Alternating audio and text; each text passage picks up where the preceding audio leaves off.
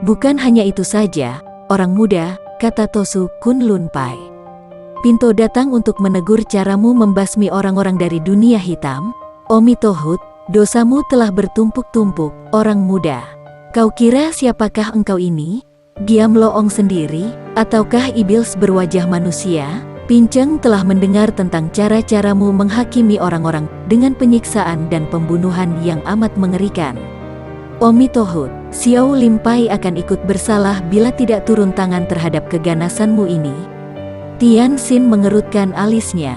Akan tetapi, sambil tersenyum suaranya masih halus saat dia berkata, Jiwi Lo Qianwei dari Xiao Limpai dan Kunlunpai, maafkan kalau saya tidak dapat menyenangkan hati Jiwi, akan tetapi hendaknya diingat bahwa semua urusan saya tak ada sangkut pautnya dengan Jiwi Lo Qianwei.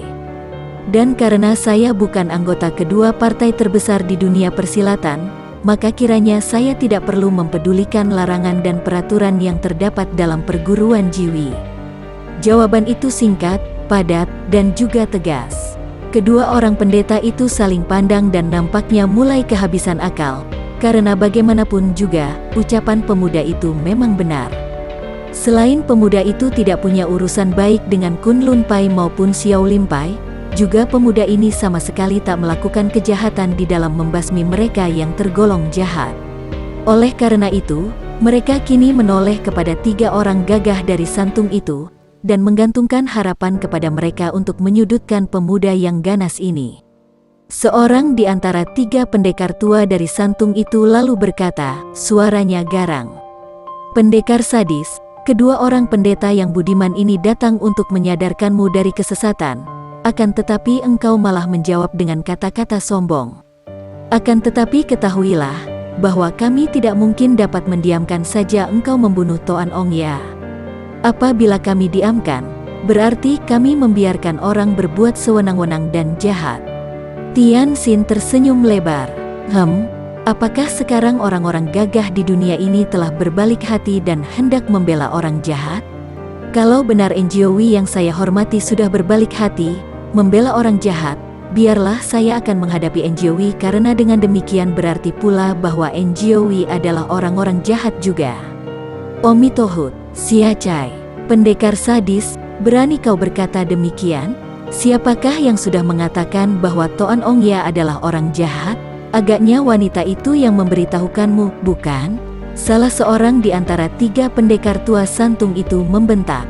Kalau pangeran itu tidak jahat, mengapa sampai mati di tangan pendekar sadis? Tian Xin balas bertanya, coba katakan, kejahatan apakah yang sudah dilakukan oleh Toan Ong Ya, maka engkau turun tangan membunuhnya secara keji. Saya tahu apa yang saya lakukan, dan saya merasa tak perlu berdebat lagi. Akan tetapi, kalau Enjiowi hendak membela orang jahat yang telah saya bunuh, silakan maju, saya tak akan undur selangkah pun. Keparat, dan serentak 3 orang gagah dari santung itu meloncat ke depan, wajah mereka menjadi merah karena marah. Pemuda itu mereka anggap sombong bukan main. Terdengar suara berdesing kemudian nampak sinar berkilat, ketika mereka bertiga sudah mencabut pedang masing-masing dan gerakan mereka sungguh cepat dan indah. Orang muda sombong, keluarkanlah senjatamu. Tian Xin tersenyum. Biarpun dia tahu bahwa ilmu pedang mereka bertiga itu lihai sekali, akan tetapi dia tidak merasa takut. Samui hendak membela orang jahat? Majulah, saya belum merasa perlu untuk memakai senjata untuk menghadapi Samui. Betapa sombongnya jawaban ini. 3 orang gagah dari santung itu menjadi semakin marah, dan mereka sudah hendak menerjang maju. Akan tetapi tiba-tiba saja tokoh Xiao Limpai itu memalangkan tongkatnya dan berkata, Omitohut, harap Samui tenang dahulu. Tidak baik jika turun tangan sebelum diperoleh penjelasan. Karena menghormati tokoh Xiao Limpai ini, Santung Samloeng mundur dengan muka merah padam. Hua Xiongweisio lalu melangkah maju dan menghadapi Tian Xin. Orang muda, harap engkau suka menghadapi urusan dengan kepala dingin. Sungguh kami bukan orang-orang yang usil atau membela orang jahat, akan tetapi agaknya ada kesalahpahaman di antara kita tentang diri mendiang Toan Ong Ya. Oleh karena itu, Pinceng harap agar engkau suka memandang muka orang-orang tua ini untuk menjelaskan, kejahatan apakah yang pernah dilakukan oleh Toan Ong Ya hingga engkau mengambil keputusan untuk membunuhnya? Menghadapi sikap yang begini halus, Tianxin merasa kewalahan juga. Kalau dia terus berkeras, berarti dia yang tidak tahu aturan. Maka dia pun menjawab tenang. Lo Qianwei, kalau saya tidak melihat dia jahat, mengapa harus saya bunuh dia? Toan Ong Ya itu telah memperkosa wanita, membunuh ayah beserta suami wanita itu. Coba Enjewi bayangkan, apakah kejahatan itu tidak melewati batas, dan sudah sewajarnya kalau saya membunuh dia? Engkau tentu mendengar semua itu dari wanita ini, bukan? Seorang di antara 3 orang santung itu berkata. Tianxin mengangguk. Betul, dan dia di sini karena harus kulindungi dari ancaman para kaki tangan Toan Ong Ya yang tentu akan membunuhnya. Dia sengaja mempergunakan kata-kata kaki tangan Toan Ong Ya untuk menyindir kepada mereka. Omi Tohut, Sicu, engkau orang muda, walaupun telah mempunyai ilmu silat yang tinggi, tapi masih kurang pengalaman. Tahukah engkau mengapa Toan Ong Ya membunuh 2 orang laki-laki yang menjadi ayah dan suami wanita ini? Mendengar pertanyaan ini, Tianxin terperanjat. Baru dia sadar bahwa memang dia tidak mengenal dengan baik siapa sebetulnya diri Kim Lan sebelumnya, dan dia hanya percaya saja kepada cerita wanita ini. Mereka adalah pemburu-pemburu binatang liar yang menjadi langganan Toan Ong Ya, dan ketika wanita ini mengantar kulit harimau, dia telah ditahan dan diperkosa oleh pangeran itu. Ketika suami dan ayahnya datang untuk menyelidik, mereka dibunuh oleh pangeran itu. Sia Chai, Tosu itu berseru dengan suara panjang. Pemutar balikan fakta yang sungguh memalukan. Pendekar sadis, ketahuilah bahwa wanita ini adalah bekas seorang maling tunggal yang terkenal di kota raja. Dahulu dia pernah berusaha hendak mencuri di istana Toan Ong Ya, lantas tertangkap, akan tetapi, dia diampuni oleh Toan Ong Ya, bahkan diberi pekerjaan menjaga keamanan asalkan ia berjanji akan merubah jalan hidupnya. Baru 1 bulan dipekerjakan di istana Toan Ong Ya, ia bersekutu dengan 2 orang perampok yang memang adalah suaminya dan ayahnya, dan ketika mereka datang malam itu, mereka ini masih tetap diampuni oleh Toan Ong Ya, karena selama itu dia sudah diambil sebagai selir oleh Toan Ong Ya. Sebuah kesalahan kecil dari mendiang Toan Ong Ya yang mudah dirayu oleh wanita. Akan tetapi, bukan berterima kasih, ia malah hendak meracuni Toan Ong Ya. Bayangkan betapa jahatnya. Akan tetapi Toan Ong Ya tidak menuntut atau membunuhnya, melainkan hanya mengusirnya saja. Omi Tohut, dan sekarang jelaslah. Agaknya, mendengar akan namamu, pendekar sadis, dia sudah berhasil membujukmu dan memutarbalikkan fakta, sehingga engkau tertipu dan mau membunuh orang yang demikian berbudi seperti Toan Ong Ya. Tianxin sudah tidak mampu menahan kemarahannya lagi. Kim Lan, dia memanggil dan menengok, akan tetapi wanita yang tadi berdiri di belakangnya itu tiba-tiba melarikan diri. Berhenti kau! Tosu Kunlun Pai itu menggerakkan tangan memukul dari jarak jauh.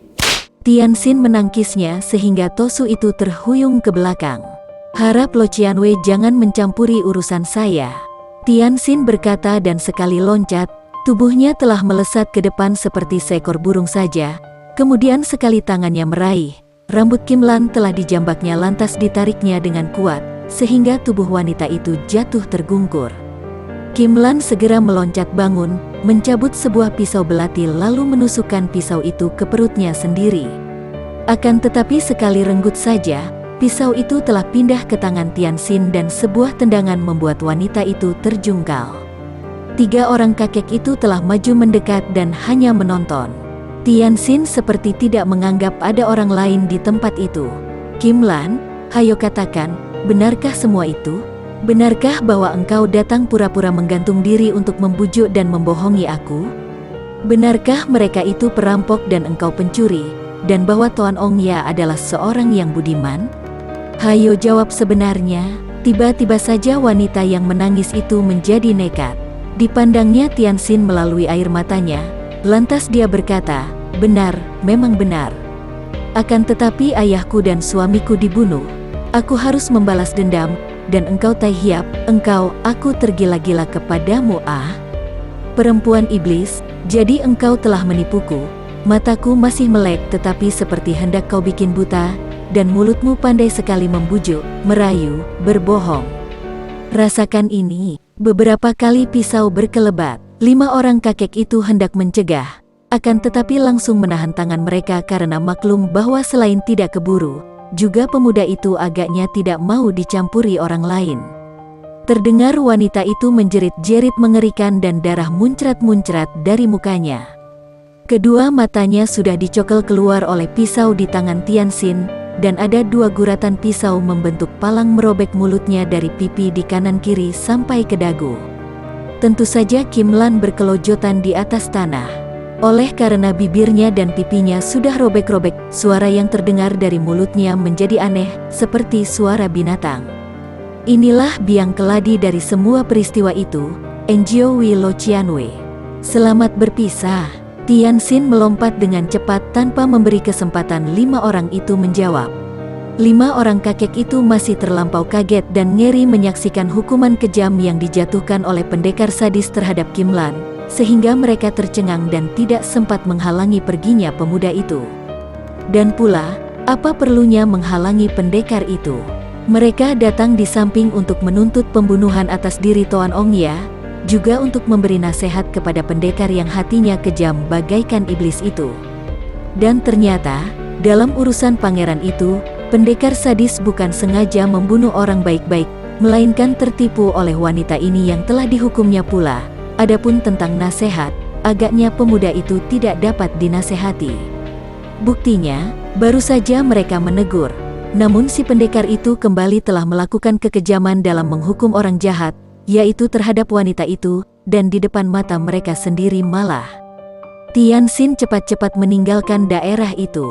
Dia agak merasa gelisah juga sesudah pertemuannya dengan 5 orang kakek itu. Kenapa dia begitu ceroboh sehingga mudah saja tertipu oleh seorang wanita seperti Kim Lan?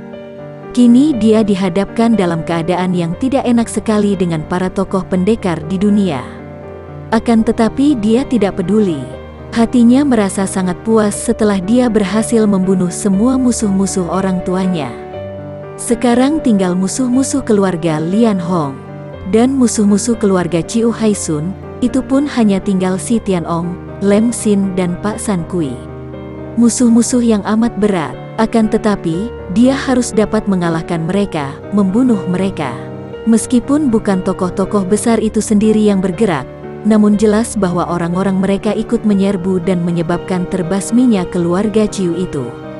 Dan di samping keinginannya hendak membalaskan kematian keluarga Ciu itu, masih ada satu keinginan lainnya yang pada akhir-akhir ini menyelinap di dalam hati sanubarinya. Dahulu mendiang ayahnya telah gagal menjadi jagoan nomor 1 di dunia. Kini, sebagai keturunannya, putra tunggalnya, dia harus mampu menebus kegagalan ayahnya itu. Dia harus bisa mengalahkan semua jagoan di dunia, terutama sekali datuk-datuk kaum sesat. Memang dia sudah pernah mengalahkan si Tian Ong dan Pak San Kui, akan tetapi 2 kemenangannya itu belum mutlak. Kemenangannya baru akan diakui oleh dunia apabila dia sudah berhasil membunuh mereka, yaitu ketiga datuk itu, si Tian Ong, Lem Xin dan Pak San Kui. Dan dia akan mencari, lantas akan membunuh mereka. Selain untuk membalas sakit hati Ciu Lian Hong, juga untuk membikin puas hati mendiang ayahnya, bahwa puteranya telah berhasil mengalahkan semua datuk dari dunia sesat. Setelah membunuh mereka bertiga, barulah dia akan menghadapi Tung Hai Xian, datuk di timur itu. Meskipun dengan datuk ini dia tidak mempunyai urusan sesuatu, akan tetapi untuk dapat mengangkat nama ayahnya maka dia harus dapat mengalahkan semua datuk, termasuk pula Tung Hai Xian. Dan puterinya itu, siapa namanya? Ah, ya, Bin Biao, sungguh cantik jelita, kecantikan yang khas wanita keturunan Korea. Dia pernah mengalahkan si Tian Ong dan Pak San Kui, juga dia sudah pernah bertemu dengan Tung Hai Xian. Hanya Lem Xin saja, datuk kaum sesat dari selatan itu yang belum pernah dijumpainya, walaupun dia pernah bertemu dengan anak buahnya, yaitu anggota-anggota Butek Kaipang yang rata-rata sangat lihai itu. Juga berita mengenai Lem Xin ini sangat menarik hatinya, karena tokoh datuk kaum sesat yang satu ini keadaannya diliputi penuh rahasia dan kabarnya lihai bukan main, lebih lihai daripada 3 datuk lainnya. Pula, untuk sementara waktu, memang ada baiknya untuk meninggalkan kota raja sejauh mungkin, apalagi sesudah para pendekar merasa tidak senang kepadanya. Dan tempat tinggal Datuk Selatan itu terletak paling jauh dari kota raja.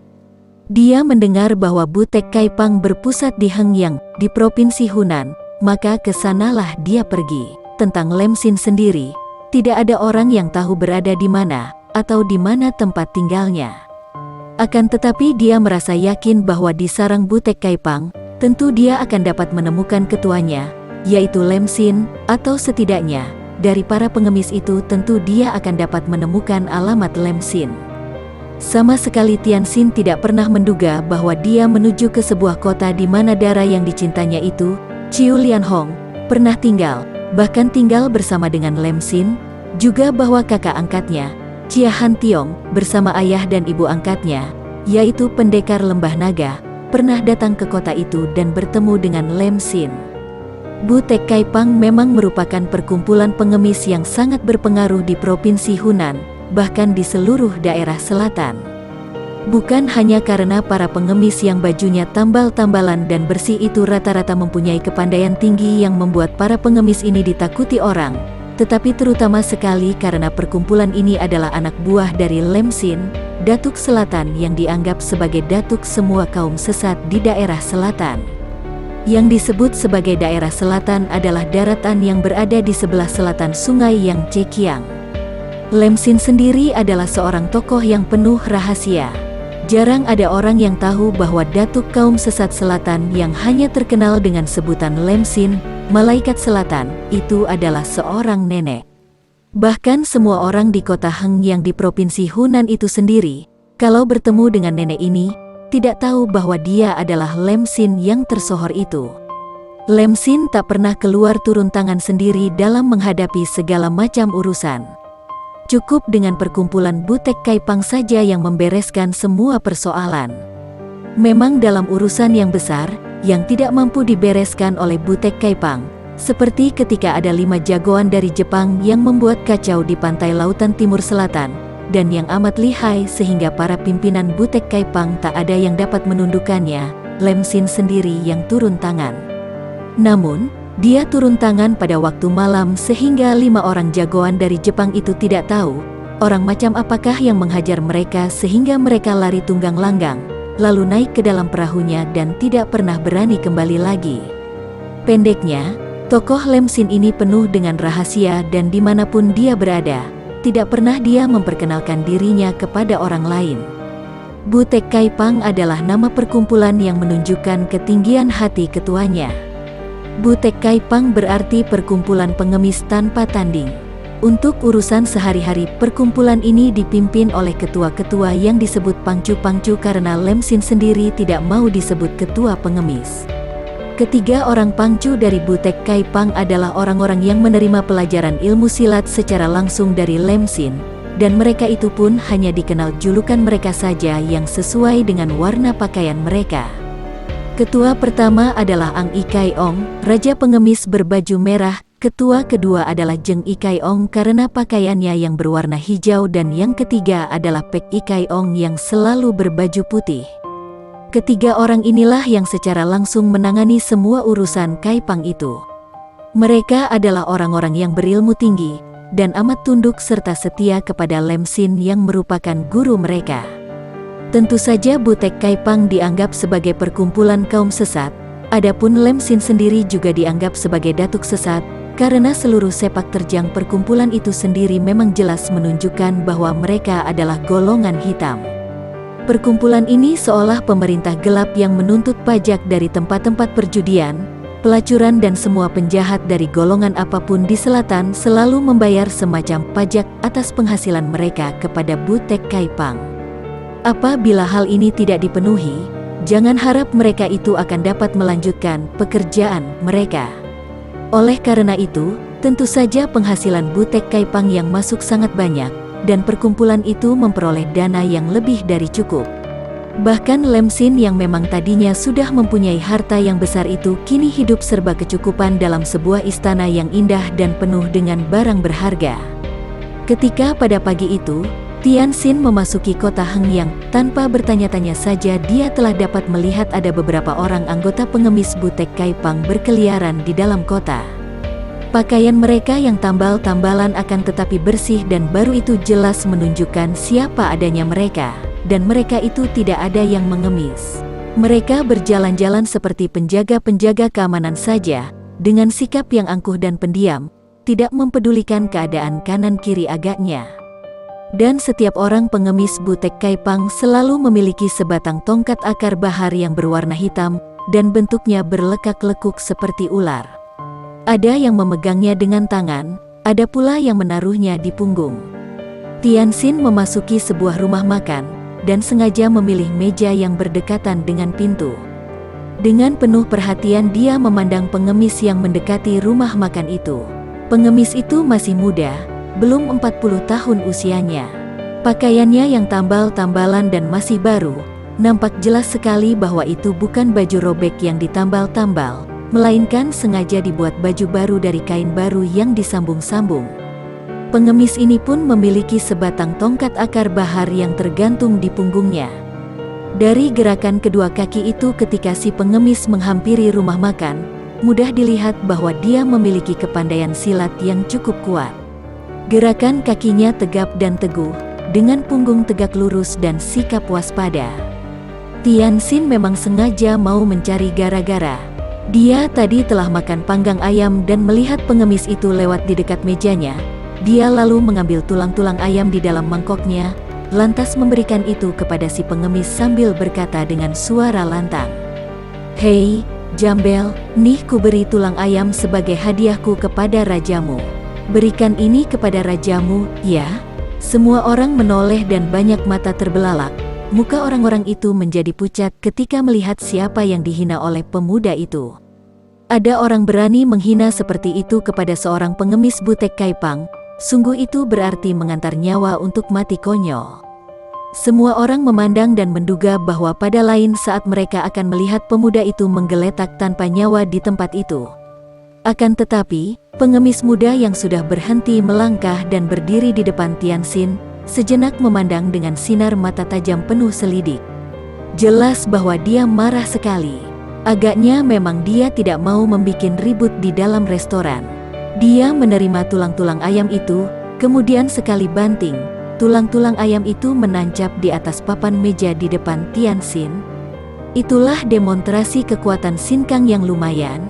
Akan tetapi Tian Xin tertawa melihat kemarahan ini. "Hahaha, rajamu tidak doyan tulang? Aneh sekali, bukankah biasanya pengemis berebut tulang dengan anjing-anjing? Kalau rajamu menghendaki daging, suruh dia datang ke sini." Semua orang yang mendengar ini merasa ngeri. Sudah gilakah pemuda itu, pikir mereka. Tak ada seorang pun di kota itu yang akan berani bersikap menghina seperti ini, apalagi ditujukan kepada raja pengemis. Sungguh mencari mati 100 kali. Akan tetapi pengemis itu mampu menahan kemarahannya. Dia sungguh mengerti bahwa pemuda ini tentu bukan penduduk Hengyang, dan dapat menduga pula bahwa pemuda ini memang sengaja mencari gara-gara. Karena itu, setelah memandang dengan sinar mata penuh ancaman, dia melangkah keluar dari rumah makan itu, tidak jadi masuk.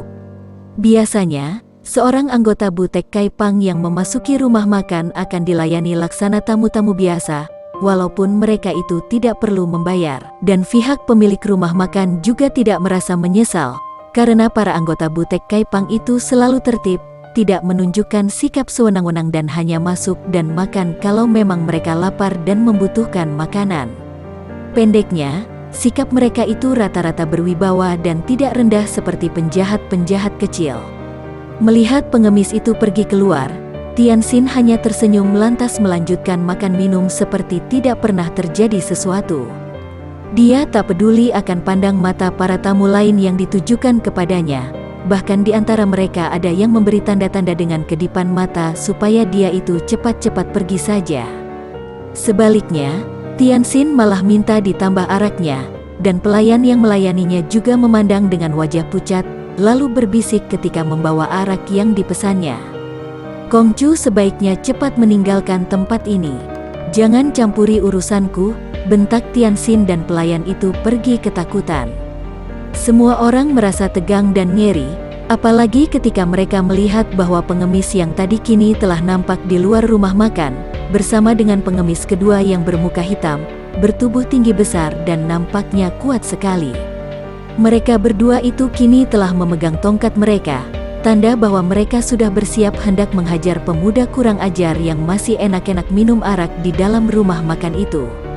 Tianxin juga melihat dua orang pengemis itu, maka dia pun tersenyum, hatinya gembira bahwa pancingannya mulai berhasil. Tidak mudahlah baginya untuk bisa mencari Lem Xin tanpa memancing keributan dengan Butek Kaipang. Setelah selesai makan minum yang dilakukan dengan sabar dan tidak tergesa-gesa, membuat dua orang pengemis itu makin marah. Dia lalu membayar kepada pelayan yang kelihatan lega, karena melihat pemuda itu akhirnya mau meninggalkan rumah makan itu. Akan tetapi dia terbelalak melihat pemuda itu mengumpulkan tulang-tulang ayam dan membawanya keluar dari restoran. Bagi teman-teman yang menyukai video ini, silahkan subscribe, share, and like.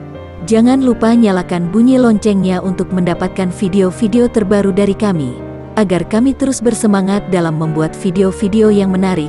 Mohon maaf kalau masih banyak kesalahan di sana-sini. Semoga kedepannya kami bisa lebih baik lagi. Terima kasih.